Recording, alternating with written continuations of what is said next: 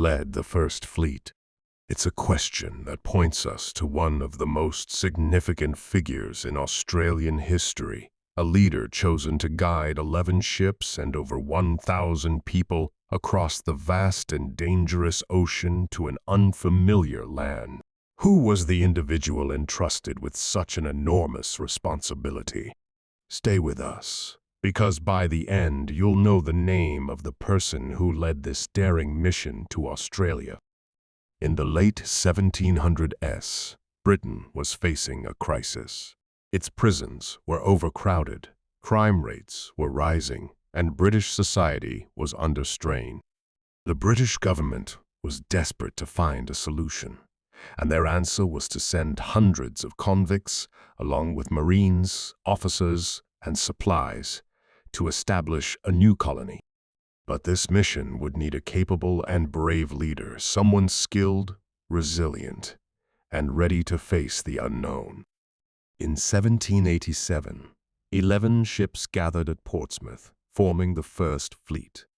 This wasn't just an ordinary fleet. It was the beginning of Britain's attempt to establish a penal colony on the distant shores of Australia. The person chosen to lead the fleet would need to manage not only the journey itself, but also the challenges of setting up a new colony once they arrived.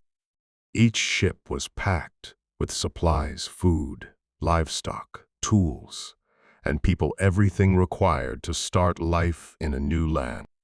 The journey would be a long and grueling one. For more than 8 months, the fleet would sail across some of the most treacherous seas on Earth. There would be storms, disease, and limited rations. Every day was a test of endurance and patience for those on board. But through it all, the leader of the fleet remained focused, ensuring the ships stayed on course and morale stayed high. His goal was clear: to lead the fleet safely to Australia and establish a new colony as ordered by the British government. The fleet finally reached the coast of New South Wales, but even then, the challenges didn't end. The initial landing site at Botany Bay was unsuitable. The soil was poor, fresh water was scarce, and the anchorage was inadequate. The leader of the fleet had to make a quick decision.